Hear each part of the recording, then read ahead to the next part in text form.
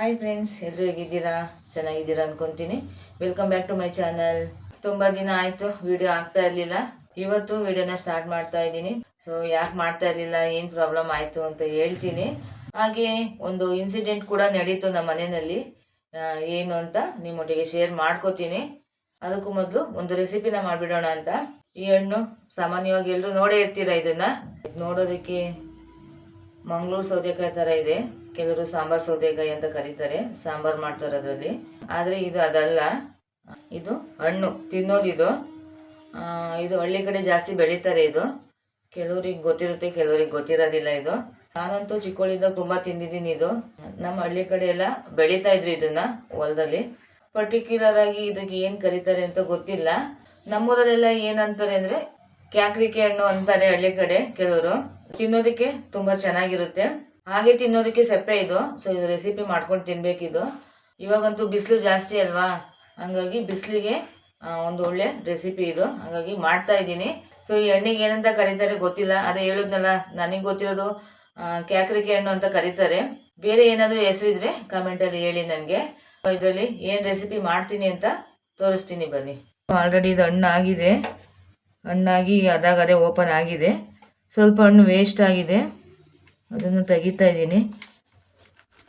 ಪೂರ್ತಿ ಹಣ್ಣಾಗ್ಬಿಟ್ರೆ ಹಣ್ಣು ಕೊಳ್ತೋಗ್ಬಿಡುತ್ತೆ. ನೋಡೋದಕ್ಕೆ ಸಾಂಬಾರ್ ಸೌತೆಕಾಯಿ ಥರನೇ ಇರುತ್ತೆ ಇದು. ಇದ್ರೊಳಗಡೆ ಸಣ್ಣ ಸಣ್ಣ ಬೀಜಗಳಿರುತ್ತೆ, ನೀಟಾಗಿ ಕ್ಲೀನ್ ಮಾಡ್ಕೋಬೇಕು. ಸೇಮ್ ನೋಡೋದಕ್ಕೆ ಕುಂಬಳಕಾಯಿ ಒಳಗಡೆ ಇರುತ್ತಲ್ವ ಬೀಜ, ಅದೇ ಥರನೇ ಇರುತ್ತೆ. ಹಣ್ಣಂತೂ ತುಂಬ ಸಾಫ್ಟ್ ಇದೆ, ಕೈಯಲ್ಲೇ ಮುರಿಬೋದು ಆ ಥರ ಇದೆ ನೋಡಿ. ಬಿಳಿ ಭಾಗನಷ್ಟೇ ತೊಗೋಬೇಕು, ಮೇಲ್ಗಡೆ ಸಿಪ್ಪೆನೆಲ್ಲ ತೆಗೆದುಬಿಟ್ಟು ವೈಟ್ ಏನಿದೆ ಅದನ್ನು ಮಾತ್ರ ಒಂದು ಬೌಲ್ಗೆ ಹಾಕೋಬೇಕು.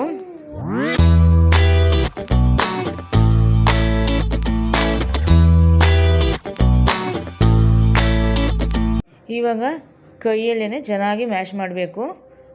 ಕೈನಲ್ಲಾದರೂ ಮಾಡ್ಕೋಬೋದು, ಇಲ್ಲ ಮ್ಯಾಶರ್ ಇರುತ್ತಲ್ವ ಅದರಲ್ಲಾದರೂ ಮ್ಯಾಶ್ ಮಾಡ್ಕೋಬೋದು. ನಾನು ಕೈಯಲ್ಲೇ ಚೆನ್ನಾಗಿ ಮ್ಯಾಶ್ ಮಾಡ್ಕೊತಾ ಇದ್ದೀನಿ.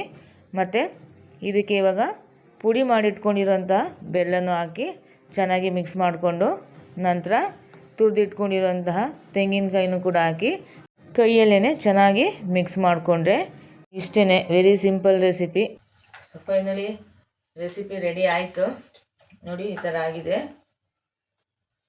ಇವಾಗ ಬೇಸಿಗೆ ಬಿಸಿಲು ಅಲ್ವಾ, ತುಂಬ ತಂಪು ಇದು ಹಣ್ಣು, ತುಂಬ ಚೆನ್ನಾಗಿರುತ್ತೆ ತಿನ್ನೋದಕ್ಕೆ. ಹೆಚ್ಚಾಗಿ ಹಳ್ಳಿ ಕಡೆನೇ ಜಾಸ್ತಿ ಸಿಗೋದಿದು. ಈಗ ಟೌನಲ್ಲೂ ಸಿಗ್ತಾ ಇದೆ. ಸೊ 2ನೇ ಸಲ ತೊಗೊಂಬಂದಿರೋದು ಇದು. ಫಸ್ಟು ಸಕ್ಕರೆ ಹಾಕಿ ಮಾಡಿದ್ದೆ, ಈಗ ಬೆಲ್ಲ ಹಾಕಿ ಮಾಡಿದ್ದೀನಿ. ನೋಡ್ತೀನಿ ಟೇಸ್ಟ್ ಹೇಗಿದೆ ಅಂತ. ಇದನ್ನು ತಿಂದಿರೋರಿಗೆ ಅಷ್ಟೇ ಇದ್ರ ಟೇಸ್ಟ್ ಏನು ಅಂತ ಗೊತ್ತಾಗೋದು. ತುಂಬ ಅಂದರೆ ತುಂಬ ಚೆನ್ನಾಗಿರುತ್ತೆ. ನೀನು ತಿಂತೀಯ ಪಾಪು? ಪುಟ್ ಮೇಡಮ್ ಅವ್ರು ಆಗಲೇ ಎದ್ದಿದ್ದಾರೆ. ತಗೋ, ಟೇಸ್ಟ್ ಮಾಡಿ ಹೇಳಿ ಹೇಗಿದೆ. ಟೇಸ್ಟ್ ಮಾಡಿ ಹೇಳಿ ಹೇಗಿದೆ. ಹಸ್ಬೆಂಡಿಗೆ ತುಂಬ ಇಷ್ಟ ಆಗಿಬಿಟ್ಟಿದೆ ಇದು, ತುಂಬ ಚೆನ್ನಾಗಿದೆ ಅಂತಾರೆ.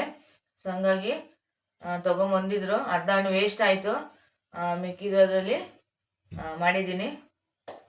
ಸೊ ಇವಾಗ ಟೇಸ್ಟ್ ಮಾಡ್ತೀನಿ ಹೇಗಿದೆ ಅಂತ. ಈ ಹಣ್ಣು ಎಲ್ಲರೂ ಸಿಕ್ಕರೆ ತೊಗೊಂಡು ಒಂದ್ಸಲ ಈ ರೆಸಿಪಿನ ಮಾಡಿ ತಿಂದು ನೋಡಿ. ಇಷ್ಟ ಆಗಿಲ್ಲ ಅಂದರೂ ಕೂಡ ಇಷ್ಟಪಡ್ತೀರಾ, ಅಷ್ಟು ಚೆನ್ನಾಗಿದೆ ಇದು.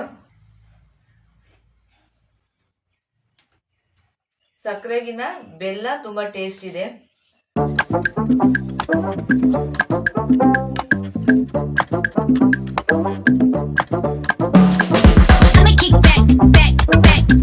ಓಕೆ ಫ್ರೆಂಡ್ಸ್, ಇಷ್ಟು ದಿನ ಏನು ವಿಡಿಯೋ ಮಾಡಿರಲಿಲ್ಲ. ಏನು ಪ್ರಾಬ್ಲಮ್ ಆಯಿತು, ನಮ್ಮ ಮನೆಯಲ್ಲಿ ಏನು ಇನ್ಸಿಡೆಂಟ್ ನಡೀತು ಅಂತ ಹೇಳ್ತೀನಿ.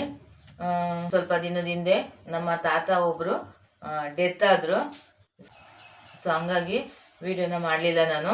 ಅವ್ರನ್ನ ಕಳ್ಕೊಂಡಿದ್ದು ನಿಜವಾಗ್ಲೂ ನನಗಂತೂ ತುಂಬ ಬೇಜಾರಾಗ್ತಾ ಇದೆ. ತುಂಬ ಅಂದರೆ ತುಂಬ ಚೆನ್ನಾಗಿ ಮಾತಾಡಿಸ್ತಾ ಇದ್ರು ಅವರು ನನ್ನನ್ನು, ಹಸ್ಬೆಂಡ್ನ, ಮಕ್ಕಳನ್ನು ಕೂಡ ಅಷ್ಟೇ ತುಂಬ ಚೆನ್ನಾಗಿ ಮಾತಾಡಿಸ್ತಾ ಇದ್ರು. ಇವತ್ತು ಅವ್ರು ನಮ್ಮ ಜೊತೇಲಿ ಇಲ್ಲ ಅಂದರೆ ನಂಬೋಕೆ ಆಗ್ತಾ ಇಲ್ಲ ನಿಜವಾಗ್ಲೂ. ಇಷ್ಟು ಬೇಗ ಕಳ್ಕೊಂಡ್ಬಿಟ್ವು ಅವ್ರನ್ನ ಅಂತ ಅನ್ನಿಸ್ತಾ ಇದೆ. ಅವ್ರು ಮಾತಾಡ್ತಾ ಇದ್ದಿದ್ದು, ನಮ್ಮ ಜೊತೆ ತಮಾಷೆ ಮಾಡ್ಕೊಂಡು ನಗ್ತಾ ಇದ್ದಿದ್ದು, ವಾಯ್ಸ್ ಮರೆಯೋಕ್ಕೆ ಆಗ್ತಾ ಇಲ್ಲ ನಿಜವಾಗ್ಲೂ. ಸೊ ನನ್ನನ್ನು ತುಂಬ ಇಷ್ಟಪಟ್ಟು ಮಾತಾಡಿಸ್ತಾ ಇದ್ರು ಅವರು, ತುಂಬ ಚೆನ್ನಾಗಿ ಮಾತಾಡಿಸ್ತಾ ಇದ್ರು.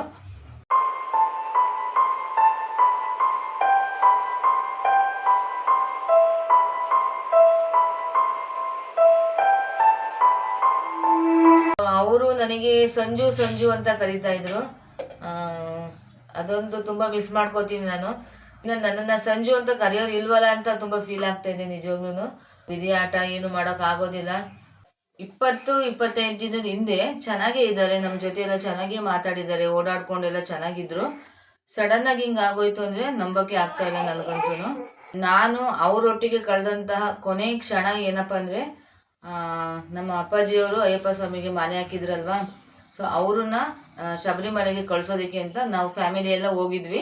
ಆವಾಗ ನಾವು ಅವ್ರ ಜೊತೆ ಟೈಮ್ ಸ್ಪೆಂಡ್ ಮಾಡಿದ್ದು.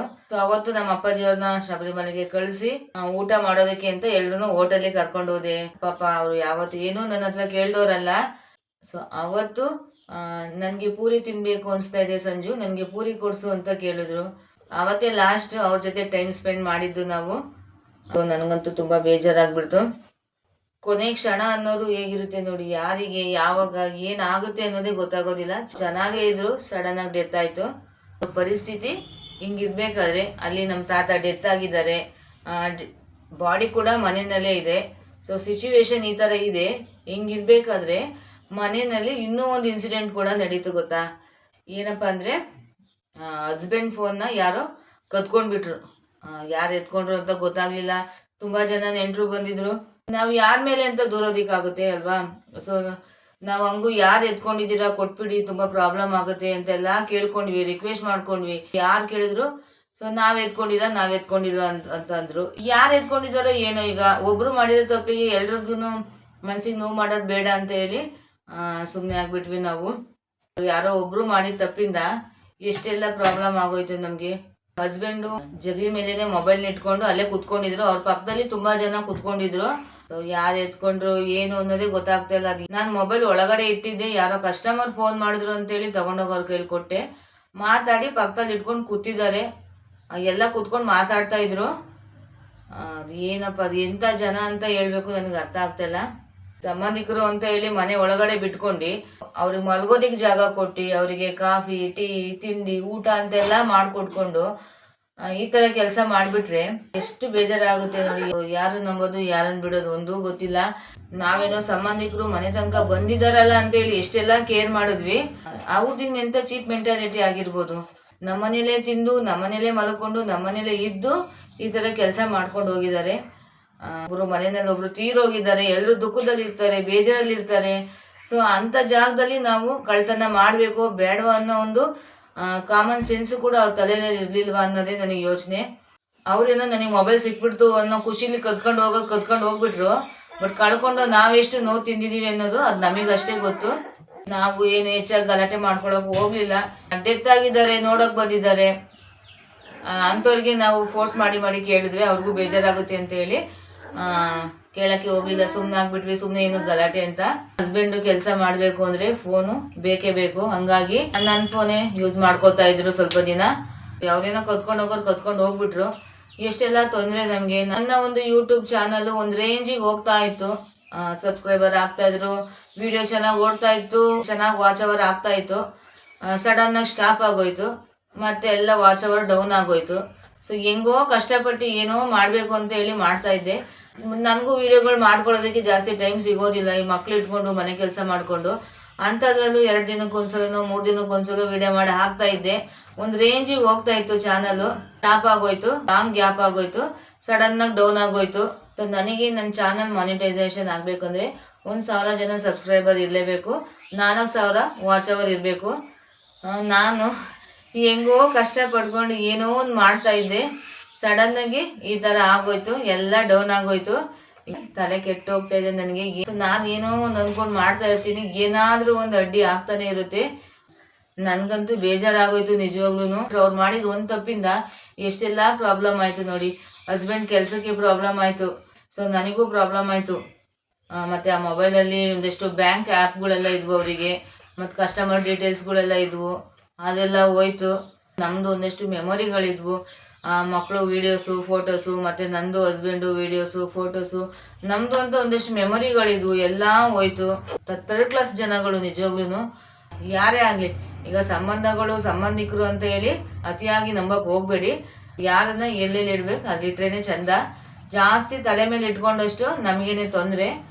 ಅದೇನಂತಾರಲ್ಲ ಗಾದೆ ಇದೆ ನೋಡಿ, ಒಂದು ಉಂಡು ಹೋದ ಕೊಂಡು ಹೋದ ಅಂತ ಒಂದು ಗಾದೆ ಇದೆ. ಸುಮ್ಮನೆ ಹೇಳಿಲ್ಲ ಮಾತುಗಳೆಲ್ಲ. ಇಂಥವ್ರು ಇರ್ತಾರೆ, ಇಂಥವ್ರನ್ನ ನೋಡಿನೇ ಗಾದೆ ಇರೋದು. ನಾವಂತೂ ಇದುವರೆಗೂ ಯಾರ ಹತ್ರ ಏನೂ ಕಳ್ತನ ಮಾಡಿಲ್ಲ, ಯಾರು ಏನೂ ಕೆಟ್ಟದ್ದು ಬಯಸಿಲ್ಲ. ಸೊ ನಮ್ಮ ಲೈಫಲ್ಲಿ ಯಾಕೆ ಈ ಥರ ಇನ್ಸಿಡೆಂಟ್ ನಡೀತಂತ ನಿಜವಾಗ್ಲೂ ಅರ್ಥ ಆಗ್ತಿಲ್ಲ ನನಗೆ. ತುಂಬಾ ಅಂದ್ರೆ ತುಂಬಾನೇ ಬೇಜಾರಾಗೋಯ್ತು. ನಮ್ಮ ತಾತ ಡೆತ್ ಆಗಿದ್ದಾರೆ. ಸೊ ನಾವು ಆ ದುಃಖ, ಆ ಬೇಜಾರಲ್ಲಿ ನಾವಿದ್ದೀವಿ. ಇನ್ನೊಂದು ಕಡೆ ಮೊಬೈಲ್ನ ಎತ್ಕೊಂಡು ನಮ್ಮ ದುಃಖನ ಇನ್ನೂ ಜಾಸ್ತಿ ಮಾಡಿಬಿಟ್ರು. ಸೊ ನಮಗೆ ನೋವು ಕೊಡೋದ್ರಿಂದ ಅವ್ರಿಗೇನು ಸಿಕ್ತೋ ಗೊತ್ತಿಲ್ಲ. ನಾನು ಹೇಳೋದಿಷ್ಟೇ, ಕದ್ದಿದ್ದಾರೆ, ಕದ್ದಿರೋರ್ಗೂ ಕೂಡ ರಾಯರು ಒಳ್ಳೇದು ಮಾಡಲಿ ಅಂತಲೇ ನಾನು ಬಯಸ್ತೀನಿ. ಅಷ್ಟೇನೆ, ಇನ್ನೇನು ಹೇಳೋಕ್ಕಾಗುತ್ತೆ ಹೇಳಿ. ಕಳ್ಕೊಂಡಿದ್ದು ಆಯಿತು, ಅದು ಮತ್ತೆ ಸಿಗುತ್ತೆ ಅನ್ನೋ ಗ್ಯಾರಂಟಿನೂ ಇಲ್ಲ. ಕಂಪ್ಲೇಂಟ್ ಕೊಟ್ಟಿದ್ದೀವಿ. ಅದು ಮೊಬೈಲ್ ಕೇಸ್ ಆಗಿರೋದ್ರಿಂದ ಸೀರಿಯಸ್ ಆಗಿ ತಗೋತಾರೋ ಇಲ್ವೋ ಗೊತ್ತಿಲ್ಲ. ಚಿಂತೆ ಮಾಡಿದ್ರೆ ಅದೇನು ವಾಪಸ್ ಬರೋದಿಲ್ಲ. ನೋಡೋಣ, ರಾಯರು ದಯೆಯಿಂದ ಸಿಕ್ಕಿದ್ರು ಸಿಗ್ಬೋದು. ನೋಡಿ, ಇದಕ್ಕೇನೆ ಹೇಳೋದು, ಯಾರನ್ನೇ ಆಗಲಿ ಅತಿಯಾಗಿ ಹಚ್ಕೊಳಕ್ ಹೋಗ್ಬೇಡಿ. ಮನೆಯಲ್ಲಿ ಏನಾದ್ರು ಕಾರ್ಯ ನಡೀತಿದೆ, ಏನೋ ಒಂದು ಫಂಕ್ಷನ್ ನಡೀತಾ ಇದೆ, ತುಂಬಾ ಜನ ಇದ್ದಾರೆ, ಮನೆ ತುಂಬಾ ಜನ ಸೇರಿದ್ದಾರೆ ಅಂದಮೇಲೆ ನಿಮ್ಮ ವಸ್ತುಗಳು, ಬೆಲೆ ಬಾಳೋ ವಸ್ತುಗಳನ್ನ ಕೇರ್ಫುಲ್ ಆಗಿ ಇಟ್ಕೊಳ್ಳಿ. ಇವಾಗಿನ ಕಾಲದಲ್ಲಿ ಯಾರೂ ಒಳ್ಳೆಯರಿಲ್ಲ. ಯಾರನ್ನೂ ನಂಬಕ್ ಹೋಗ್ಬೇಡಿ, ಅತಿಯಾಗಿ ಯಾರನ್ನೂ ಹಚ್ಕೊಳಕ್ಕೂ ಹೋಗ್ಬೇಡಿ. ಅತಿಯಾಗಿ ನಂಬ್ಕೊಂಡಷ್ಟು, ಅತಿಯಾಗಿ ಪ್ರೀತಿ ತೋರಿಸಿದ್ರು ಕೂಡ ಒಳ್ಳೇದಂತೂ ಬಯಸೋದಿಲ್ಲ, ಕೆಟ್ಟದೇ ಬಯಸೋದು. ಹಂಗಾಗಿ ನಿಮ್ಮ ಲೈಫಲ್ಲಿ ಖುಷಿ ವಿಚಾರ ಆಗಿರ್ಬೋದು, ದುಃಖದ ವಿಚಾರ ಆಗಿರ್ಬೋದು, ಯಾವುದೇ ಒಂದು ಸೀಕ್ರೆಟ್ ಆಗಲಿ ಯಾರ ಹತ್ರನೂ ಕೂಡ ಶೇರ್ ಮಾಡ್ಕೊಳಕ್ ಹೋಗ್ಬೇಡ್ರಿ. ಆ ವ್ಯಕ್ತಿ ಎಷ್ಟೇ ಒಳ್ಳೆಯನಾಗಿರ್ಲಿ, ಎಷ್ಟೇ ಆನೆಸ್ಟ್ ಆಗಿರ್ಲಿ, ನಿಮ್ಮ ಸೀಕ್ರೆಟ್ಗಳನ್ನ ಏನೂ ಶೇರ್ ಮಾಡಕ್ ಹೋಗ್ಬೇಡಿ. ನೋಡೋಕೆ ಒಳ್ಳೆಯರಾಗಿ ಕಾಣಿಸ್ತಿದ್ದಾರೆ ಅಂದ ಮಾತ್ರಕ್ಕೆ ಅವ್ರು ಒಳ್ಳೆಯರಾಗಿ ಇರೋದಿಲ್ಲ. ಸೊ ಹಂಗಾಗಿ ಯಾರನ್ನು ಅತಿಯಾಗಿ ಹಚ್ಕೊಳಕ್ ಹೋಗ್ಬೇಡಿ. ಅದರಲ್ಲೂ ಈ ಸಂಬಂಧಿಕರಗಳ ವಿಚಾರ ಅಂತ ಬಂದಾಗ ತುಂಬಾ ಅಂದ್ರೆ ತುಂಬಾನೇ ಕೇರ್ಫುಲ್ ಆಗಿರಿ. ಸಂಬಂಧಗಳ ವ್ಯಾಲ್ಯೂ ತಿಳ್ಕೊಂಡಿರೋರು ಯಾರು ಈ ತರ ಬಿಹೇವ್ ಮಾಡೋದಿಲ್ಲ. ಸೊ ನನ್ಗಂತೂ ಅವತ್ತು ನಿಜ ತುಂಬಾ ಅಂದ್ರೆ ತುಂಬಾನೇ ಸಿಟ್ಟು ಬಂದ್ಬಿಡ್ತು ನನಗೆ. ನಮ್ಮನೇಲೆ ಇದ್ದು, ನಮ್ಮನೇಲೆ ತಿಂದು, ನಮ್ಮನೇಲೆ ಮಲ್ಕೊಂಡು ನಮ್ಗೇನೆ ಹಿಂಗ್ ಮಾಡೋಗ್ಬಿಟ್ರಲ್ಲ ಅನ್ನೋ ತುಂಬಾ ಸಿಟ್ಟು ಬಂದ್ಬಿಡ್ತು ನನಗೆ. ಅತಿಯಾಗಿ ಒಳ್ಳೆತನೂ ಒಳ್ಳೇದಲ್ಲ ಅನ್ಸ್ಬಿಡ್ತು ನನಗೆ. ನಿಜ ಒಳ್ಳೆಯರಾಗಿ ಇರೋಕೆ ಹೋಗ್ಬಾರ್ದು ಅನ್ಸ್ಬಿಡುತ್ತೆ. ಅಂತ ಕೆಟ್ಟ ಪ್ರಪಂಚ ಇದು.